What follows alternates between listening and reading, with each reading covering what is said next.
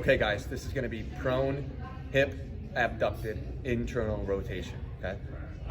Pay attention, this is gonna be a little interesting, okay? So, first things first, we want to make sure that when you're in this position performing this movement, your first and foremost priority to yourself is to adjust accordingly so as not to put your knee in an uncomfortable position, okay?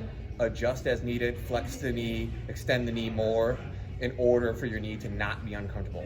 Less flexion in your hip, more flexion in your hip, whatever you need to do to protect your knee. Do not move into knee discomfort. It is not okay, okay?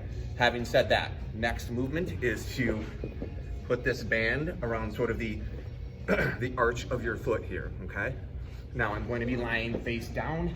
I want my non-banded arm to be straight and my rear leg also to be straight and in line with each other and my body. Now this foot, or this knee, I'm gonna bring it up to about a 90-degree angle for my body here, as well as a 90-degree angle in my knee, okay?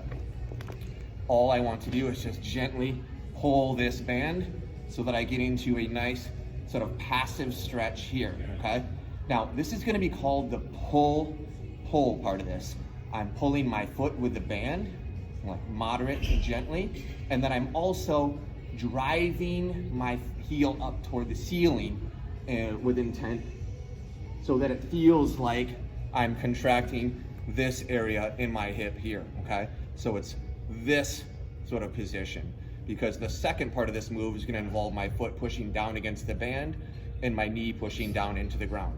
So the opposite of that is foot coming up, and then I'm contracting my glute so that my hip feels like it's contracting up for 5, 4, 3, 2, 1. I'll pause for a second. And since this is an isometric motion, you're not gonna see movement. You're just gonna see intent. I can kind of stretch the band some more, drive my foot down into the band now, and knee into the floor for 5, 4, 3, 2, 1, and then we'll relax and pause for a second. Find that internal rotation stretch, stretching the foot up, lifting the knee, or sorry, driving the knee up toward the ceiling for 5, 4, 3, 2, 1. Pause for a second. Foot into the band, knee into the floor for 5, 4, 3, 2, 1. Get that stretch back into rep number 3. 5, 4, 3, 2, 1. That was the pull. It was the pull up, driving the foot down, knee into the floor for 5, 4, 3, 2, 1.